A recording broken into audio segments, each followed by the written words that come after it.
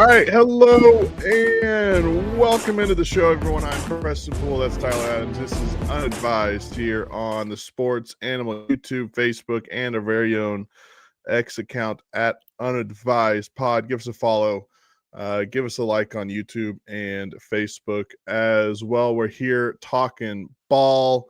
Before we get started with that, though, T-Bag, how are you doing on this chilly evening here in Oklahoma City? Okay, just 1 second. Hold on. That was bothering my OCD. I saw that in the background. I was like, my OCD can't handle that. I woke up this morning, Preston, at the nice time of 4:30. I walk out to my car around 4:45.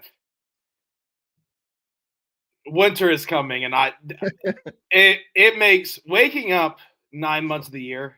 It's hard. It's whatever. Like, it is what it is at this point. Waking up those 3 months of the year when you know you're walking outside to like 15, 20-degree weather are the worst. Yeah. Worst. Yeah. I think I'm gonna splurge and get remote start on my Honda Civic. Because I looked at it, it's like $200 to get everything installed. Like, that's a good deal. So I can just wake up and start to get to a warm car. That might change everything. It is. I have the opposite of you. I leave after Thunder games, and it's dark as hell outside, and I walk out, and I'm like, God, this sucks. Yeah. The cold. What did the Stark family say? Winter is coming. Yeah, winter is coming. Winter is coming.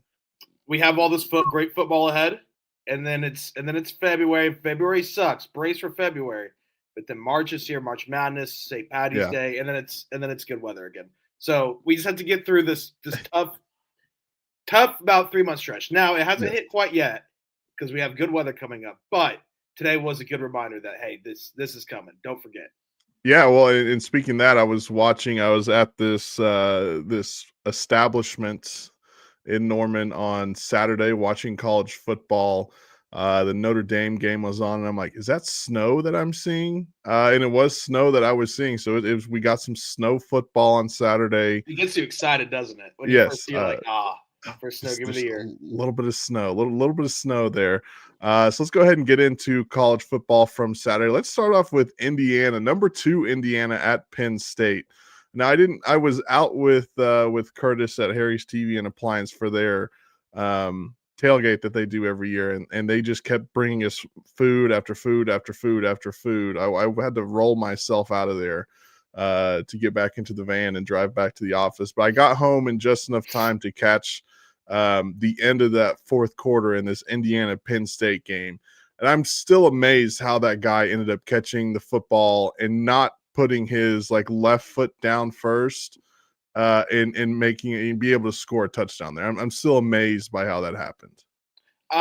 It's just incredible. It's one of those catches where you're talking to, I went out Saturday and I was like, you see that Indiana catch? Indiana catch? Because it was just so remarkable. And yes, the way he was able to balance his feet and not get the right foot that he avoided getting down to get the left foot. Yes, I believe so, yeah.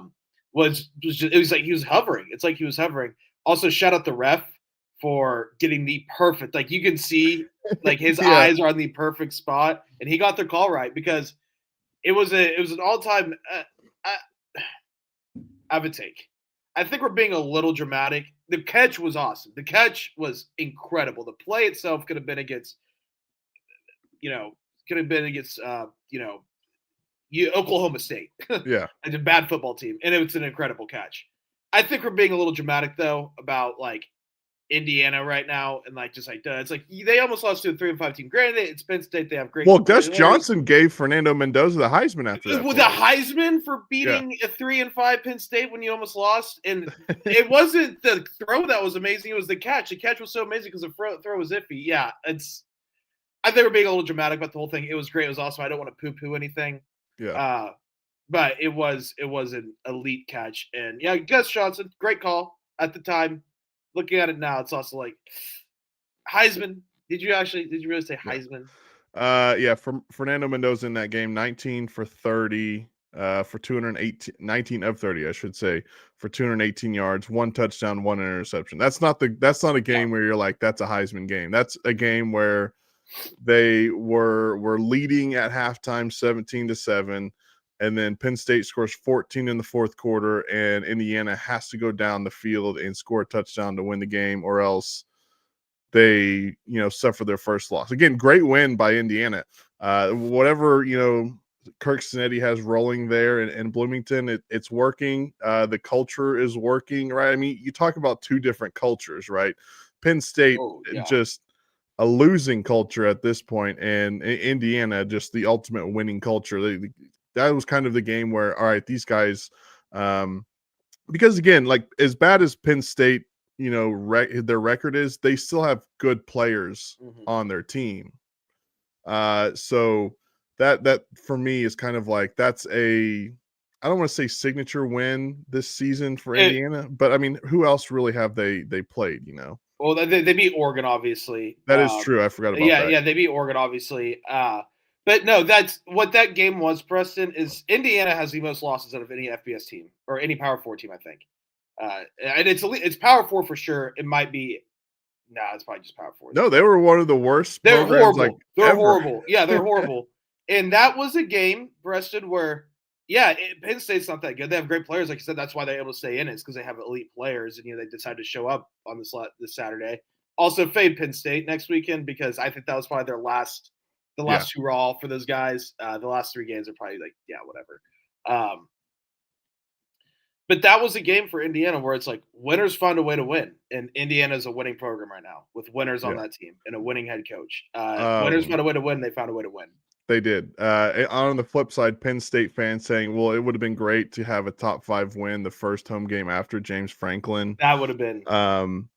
My retort is, like, I think Penn State fans think that Penn State historically is a lot better than what they actually are. Yeah. Like, they're they have decent history. They've won like 1 or 2 national championships under. Yeah. I think that's about it. Like, Penn State is not some like blue blood that's coming in and banging down people's doors week in and week out throughout history. So I think they're going to rue the day where they got rid of Franklin. Yeah. Like, I think that they think that they're a top dog in this world of college football, when I just don't think that they are. Like, trying to think of like a coach that I know there's examples. I just can't think of it where it's just like, look what you had. I always say this: firing Travis Ford for Oklahoma State basketball was the right call. Yeah, was the right call. It was not meeting the expectations of what that program is. Travis Ford made the NCAA tournament 5 times in his 8 seasons.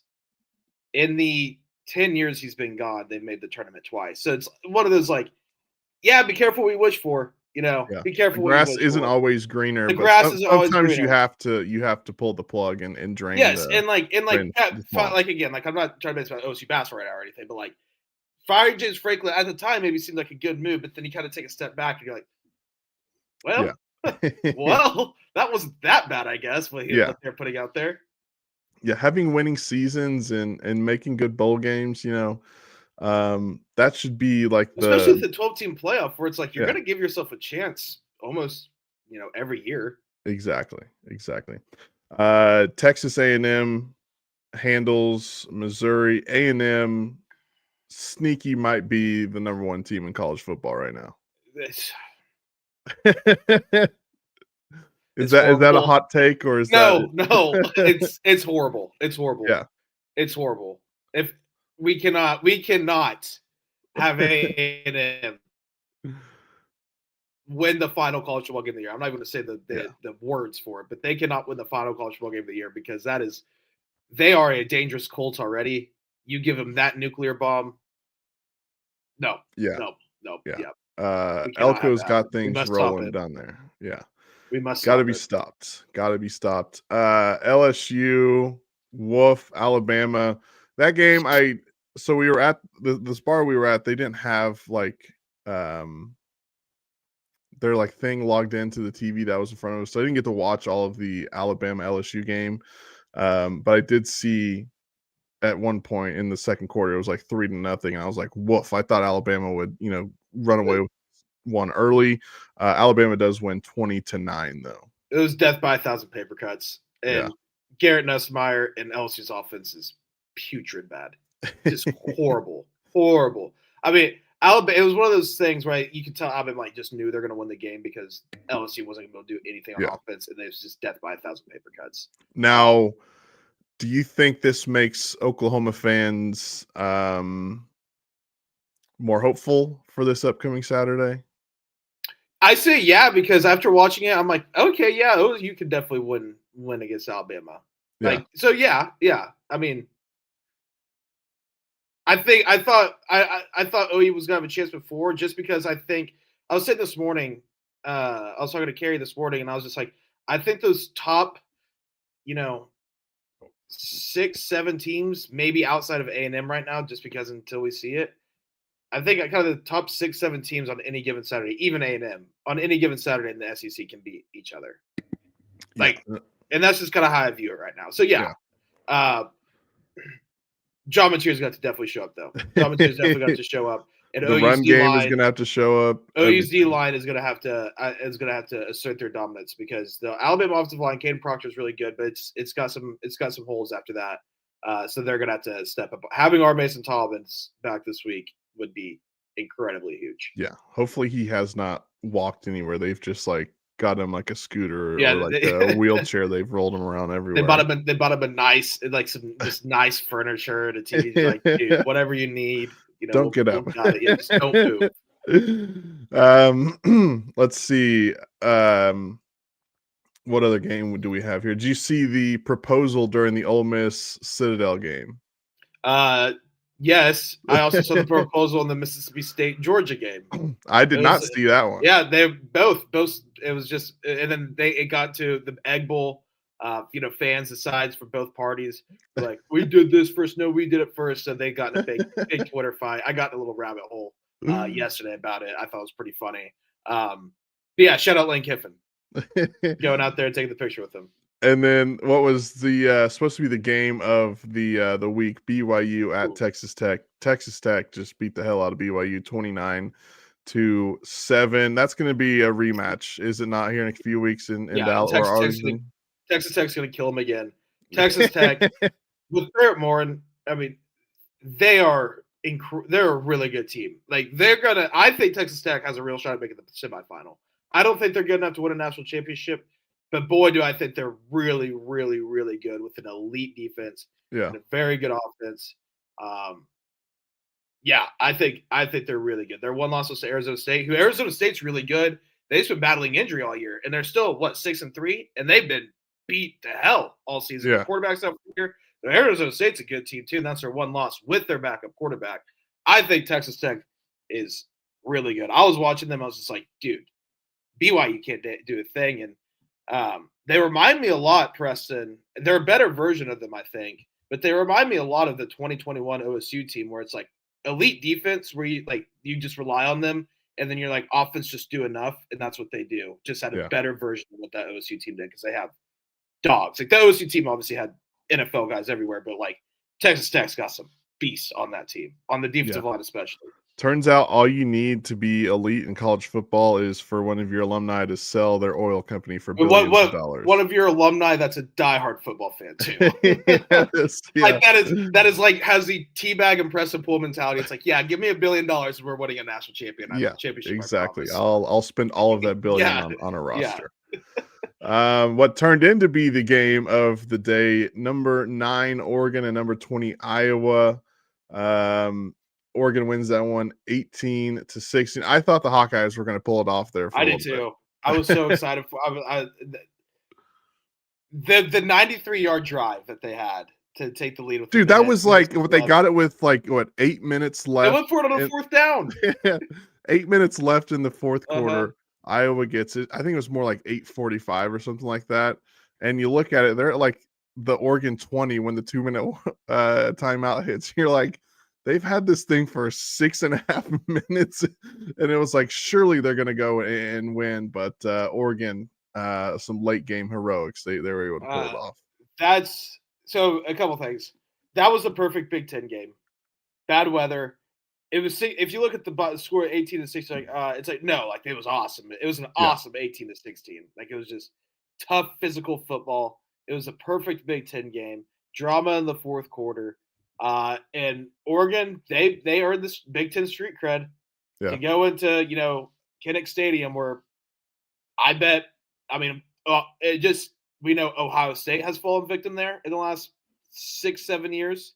We know that Penn State has fallen victim there. We know that Michigan has fallen victim there. We know that Michigan State, when they were cooking, 10, 12 years ago with Connor Cook and whoever that Mark D'Antonio, they've fallen victim there. Every Big Ten team like that's been in top 5, it's like it's an honor to go lose at Kinnick Stadium. Where your hopes and dreams go to Yeah, die. yeah. Where your hopes and dreams go to die. And Oregon went in there and they won. So that's earning some street cred right there for sure. Yeah, Mark Gronowski, I believe that's how you say his name. 10 for 18, 138 yards, 1 touchdown. Outplayed Dante Moore, who's going to be a top pick in the NFL draft. Hey, Mark Gronowski is the winningest quarterback in college football right now. Yeah, because he played at South Dakota State, won like 3 natties. Yeah, he was a beast there. Just a great college football game that was. Like you said, in the rain, it was cold, and it was just down to the wire. By the way, Atticus Sappington, what a name for a kicker. I remember that it was during the OSU game, and I was like, they got an Atticus Sappington. Yeah. That's also one of those games, Preston, and when you look at the TV and it makes you cold, that kind of game, like that was like, where you look at the rain and the breath coming out, like, oh boy, like it's 39 degrees and raining, like that's the worst kind of weather. You'd rather have 20 degrees in no rain or you'd rather have 5 degrees in no rain than 39 in rain. Yeah. Because getting wet like that in that rain sucks. There's nothing like, watching a game on your couch in the comfort of your home with a blanket on and you're just watching the crappiest weather of all time. Yes. That's the best. Yes. I've been in a few of those just bone freezing, temperature games. You're like, oh. They're not bad. They're actually better when it's nighttime because you can spend all day just getting drunk to brace it. Yeah. The worst is when it's in the morning and you're like sober. You're like, this is horrible. Yeah. Yeah, I've got to start my day off just being freezing cold, and then after that, you're like, all I want to do is go home and hop in the hot shower, and then do absolutely nothing. You're like spend all my energy. You're like thinking about the hot shower and like your comfy bed. You're like, it's gonna be so cool. Yes. Other games, Vanderbilt holds off Auburn there for a little bit. I thought Auburn would win that one. Auburn and Vanderbilt. Auburn plus 6.5 is my lock of the week. Should have covered 80 different times. Yeah, it should have hit so many different times. Auburn just, God bless you, Auburn fans, because I've invested a lot of money on the Auburn Tigers plus the points this year, Preston. As one does, and a little bit minus the points during the beginning of the season, because no one can convince me they're not a good football team that just can't win games. No one can convince me that. They're a good football team that can't win games.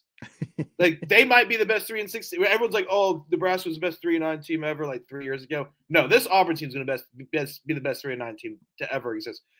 They're like in the FPI or whatever, which are BS measures. Like, don't get me wrong, I'm not going to take those for word. That's an ESPN propaganda, like their own unique system. But in the ESPN FPI, nonetheless, like number 23. Like they just find stupid ways to lose. Fire Hugh Freeze, nothing changes. And also Vanderbilt, they had the ball 4th and 1 on the 25. They have a great kicker. All they need is a 42-yarder. They go for a 4th and 1 and don't get it, and it goes to overtime. Instead of, if he kicks it, unless Auburn goes down and drives, which they could have, I win my lock. So I got screwed by both teams in this. So consider me a Vandy hater and an Auburn sympathizer, I guess. Hey, more power to you, man. It's horrible. Other than that, there wasn't any other like I don't know, breathtaking games in college football. Unless you have anything else on college football, we can move on to the NFL. There's a world. Now, there's a world, Preston, where 2 crazy things could happen. All right, Duke could win the ACC. Yes. At 8-4, 9-4 after they win the championship game. and they're either a representative of the playoff at 9-4 for the ACC, or the ACC gets left out altogether because it's the 5 highest ranked conference champions. Yeah. And that means we could have 2 group of 5 conference champions. And look, it should not be like that. Like I'm not saying it should be like that, but you cannot tell me the meltdown that people would have if James Madison and like Memphis got in to the college football playoff. It would be one of the funniest days on college football Twitter I could ever. I mean, and there's imagine. a world where there's like 6 SEC teams that get into the playoffs.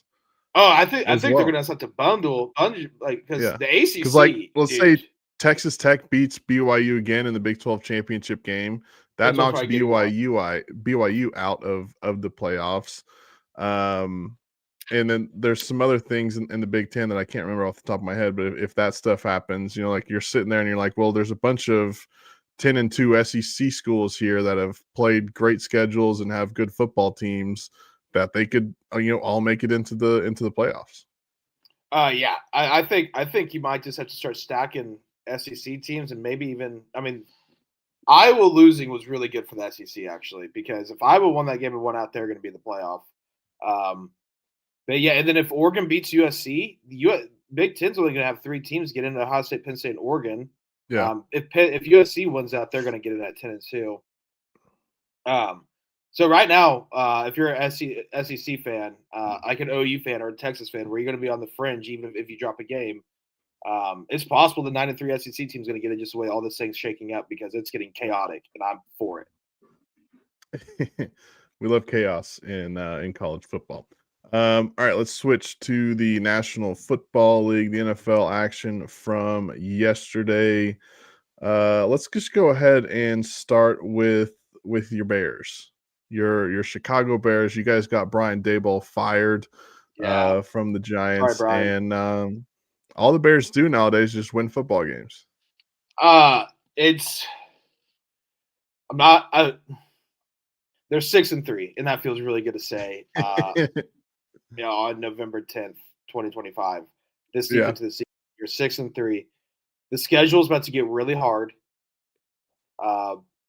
Really hard. The 3 good teams they've played, they've lost to. So I'm trying to stay like measured in that sense.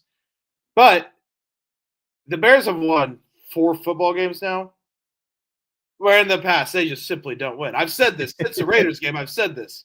Like there's just games that the Bears simply don't win, but you can tell that Ben Johnson has taken a hold of this franchise, and he's putting his fingerprints all over it, and it's working. And I'm saying cautiously very optimistic. Like I'm more optimistic than cautious, but it's exciting. And Caleb, you can look at the box score if you want a box score watch yesterday. Caleb put the team on his back and won that game yesterday. He was amazing yesterday. That was the best game of his career, in my opinion, yesterday. He was awesome. I think there's a real chance they win their next 2 games, and on Thanksgiving Day, we're sitting there watching them play the Eagles, and the Bears are 8-3 heading into that game. You got to go 1-1 at least. You got to go 1-1 the next. Vikings aren't any good, and we just saw what the Steelers put out on the field last night. The Steelers quarterback, though, is making his return. That is true. That is true.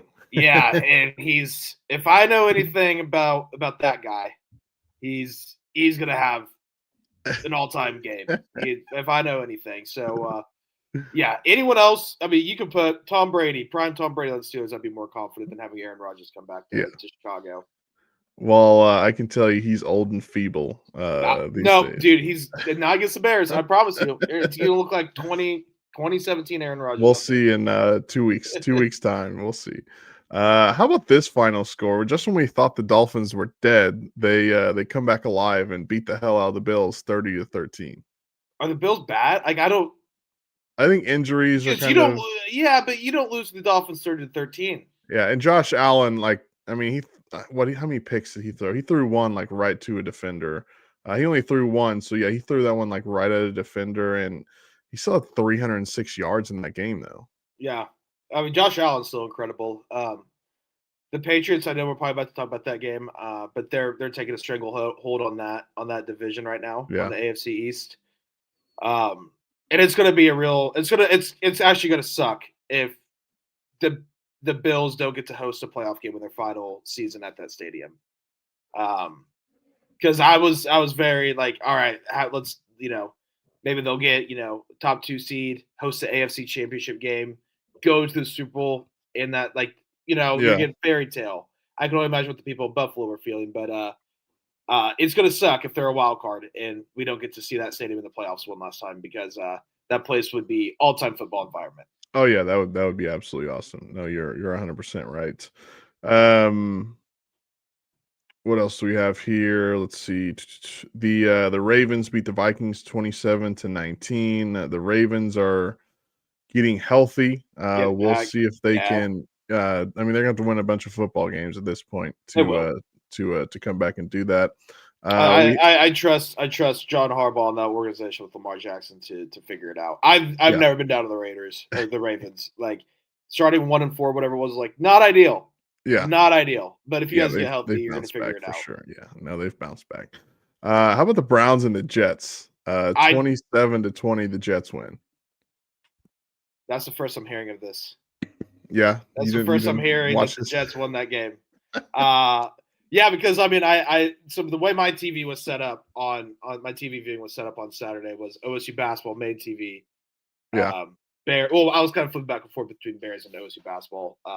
OSU basketball, it was Bears. Then 1:00 hit for the first 45 minutes of OSU basketball. OSU basketball did start blowing them out. So the transition. So I didn't even have red zone on or anything yesterday. I had it on my laptop, but like I wasn't like paying die hard attention to it or anything. So I guess when I just saw that score on the ESPN, it just left my mind instantly. That is very much a game that they don't show on Red Zone. Yeah, congrats to the Jets. And this is a game you did mention: the Patriots 28, the Buccaneers 23. The Patriots, they got something rolling down there, or up there, I should say. And they have an easy schedule to finish off too. I mean, they've had an easy schedule all season, but they've beaten 2 good teams, so you can't really hold it against it. They've beaten the Bills in Buffalo, and they beat the Bucs in Tampa Bay. So they got it rolling right now, and they got to struggle holding that division because their schedule is very favorable to close it out. Yeah, I mean, you look at it. Next, they have the Jets, then the Bengals, then the Giants, Bills at home, on the road at the Ravens, at the Jets, and they finish with the Dolphins. So that's 5 games there that you would think they're going to be favored and win. The Ravens and the Bills. It looks like 11 wins is like their floor right now. Yeah. Finishing 4-3 is their floor. It's amazing what a head coach can do when it comes to a football team. Yeah. Mike Vrabel is the real deal, I think. I cannot believe the Tennessee Titans fired him. Yeah, that's sort of hindsight thing. Everyone was saying in the moment, like, "Wait, why? Why are you firing Vrabel?" Yeah, like why? Because he had one bad season. Yeah, exactly. Welcome to the NFL. Yeah. Let's see, the Jaguars. Did you see any of this game? Jaguars and Texans. Yeah, yes. I saw like the last 2 minutes of this one. So I knew the story. I was kind of following along with the comeback. Yeah. The Jags were up 29-10 heading into the fourth quarter. Mm-hmm. The Texans go on to score 26 straight points in the fourth quarter and win 36-29. And the final play, I kid you not, they had a chance. I saw the final, the Jags had a chance to kick what probably would have been like a 70-yard field goal, but with their kicker, Cam Little, with their kicker, that's let them have it. And they decide, we're going to leave it up to Trevor Lawrence to go out and throw a Hail Mary. And Trevor Lawrence just coughs that damn football up. The Texans pick up the ball. They run it into the end zone for a touchdown as time expired. It was just the most Jaguar ending to a football game ever. Horrible. Yeah. That's one of those losses where that team very well just might quit after that one. You see games like this every once in a while where you lose so bad in the NFL. We already knew you weren't an elite team. But you're just hanging around. You're like, all right, maybe we can win the division. Maybe we can, still make the playoffs. And then you get a brutal loss. Yeah, that happened to the Jaguars. We saw with the Bears last year against the Commanders when the Hail Mary. That the Bears were 5-3, about to be 6-3. Lost that, go 5-4, and then won 2 games the rest of the year. That might be a scenario in Jacksonville after that one. So that's brutal. Yeah, that was tough. Lions beat up on the Commanders. The Commanders were literally throwing punches at people during that game. uh, Kind of at a ref too. yeah, You know, yeah, the no, ref they got were they the were ref they got were getting after a it. little hit. How the mighty have fallen from making the NFC Championship game a year ago, which I know Jaden NFL's Daniels brutal. is hurt and all that They stuff. were So they weren't making it either with yeah, them anyway. They're not good this year. yeah. Their defense is horrible. Um, Welcome to the NFL again. yes. This brutal. It's just brutal. The Rams beat up on the 49ers. The Niners are, still banged up and all that stuff too. So, and then Sunday night, we saw just pure elite football on Sunday Night Football. The Chargers go out and dominate the Steelers from start to finish. Aaron Rodgers never had a shot in that game. Lad McConkey is awesome. And Kamani Vidal is Yeah, a lot of shouldn't even be in the NFL on a roster. But he had 95 yards and a touchdown. So yeah, Chargers are winning football games again, despite quite literally every offensive lineman that they had Harbaugh. hurt. Harbaugh. Yes. Everyone believes her. Everyone just believes whenever he's there. So yesterday night, there was a play where Justin Herbert, someone stepped on his ankle and it turned the wrong way and it looked like he had hurt his ankle. And let me find the exact quote, because Jim Harbaugh during his press conference earlier today said this. Let's see if I can pull it up. Oh, come on. Where'd it go? These guys aren't going to tweet it. Anyways, he basically said, I do have an injury update on Justin Herbert. He's still a beast, is basically what he said.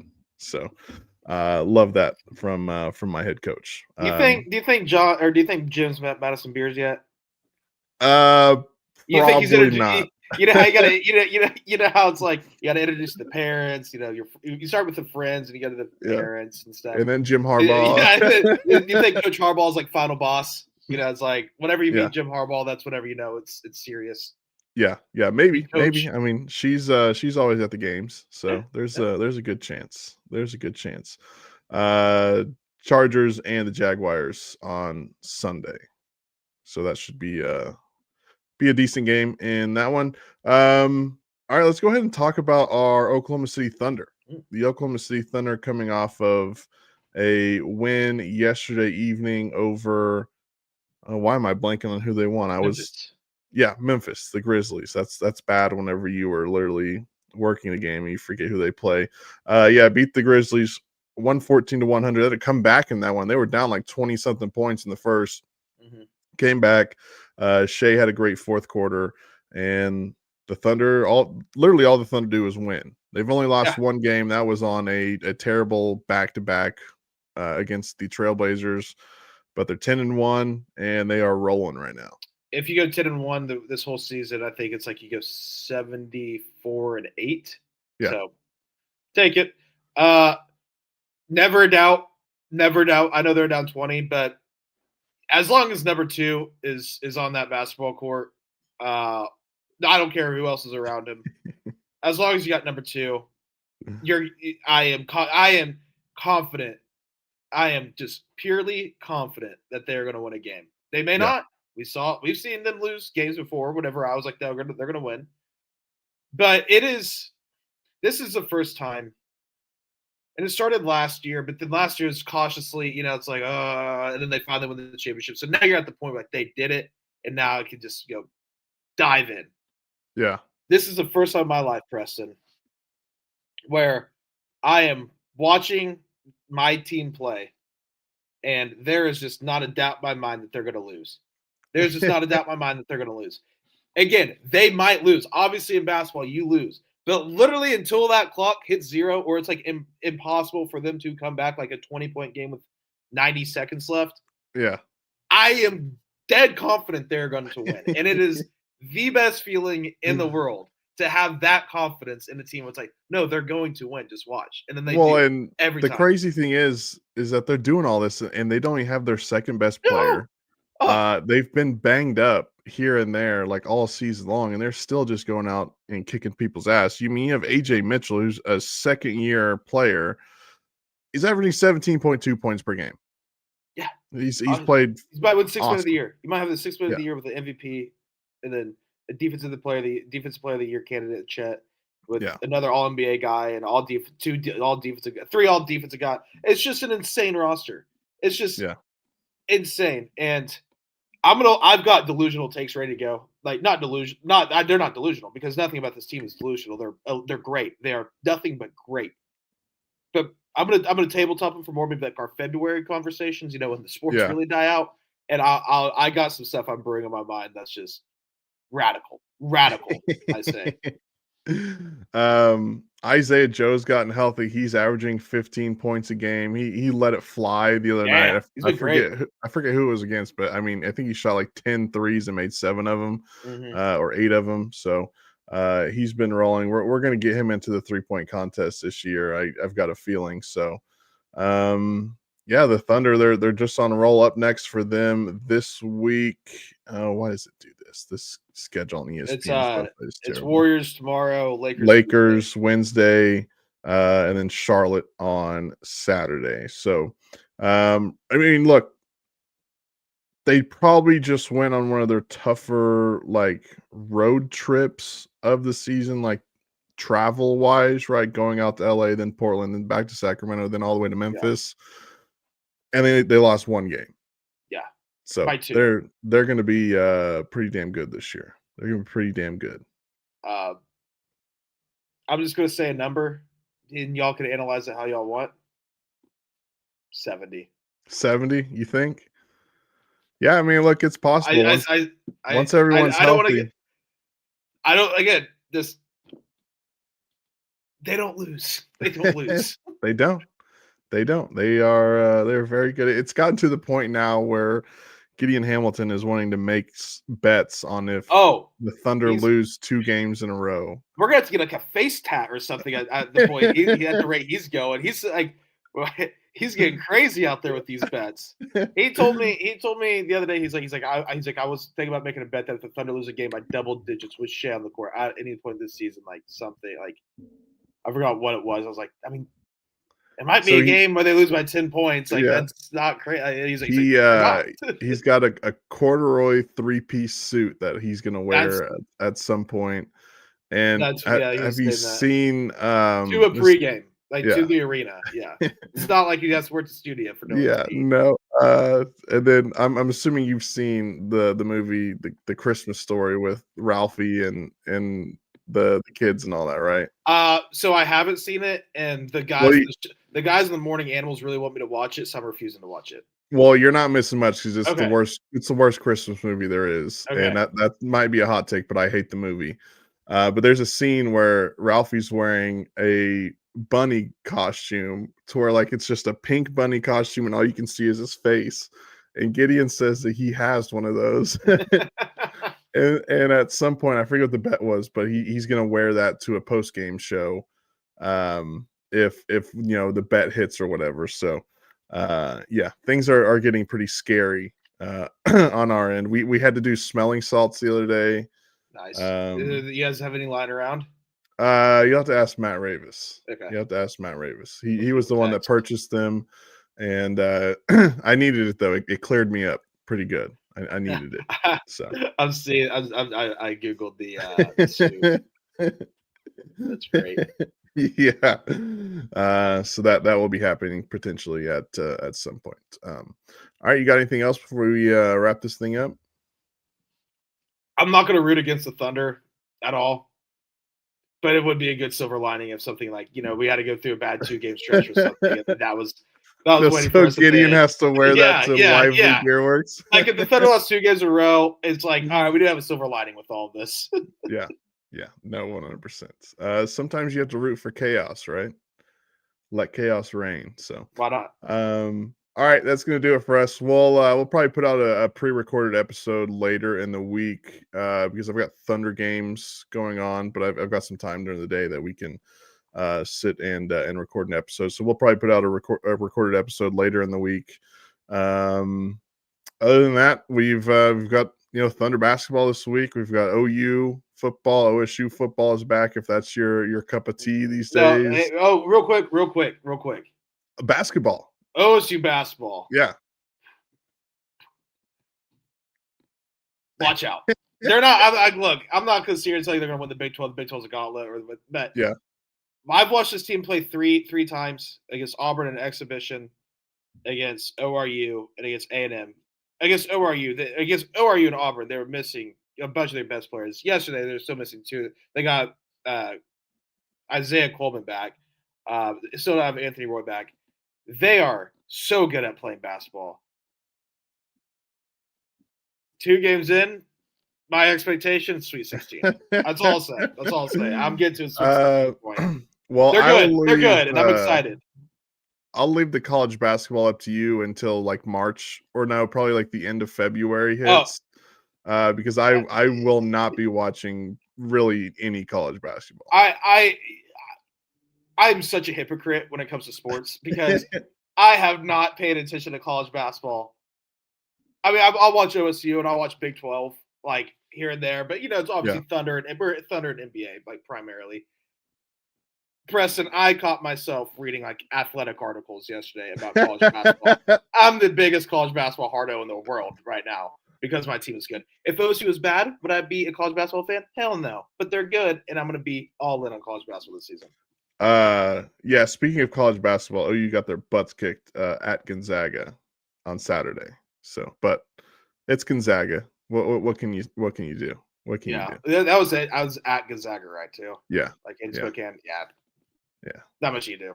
Yeah, no, they got outscored 49-30 in the first half, and then they outscored Gonzaga 38-34. So if you're looking for a silver lining, they at least won one half. Yeah, they won the second half. So build off that. All right. Momentum. Yeah, build off that moment. All right, we'll be back later in the week. You guys have a good one.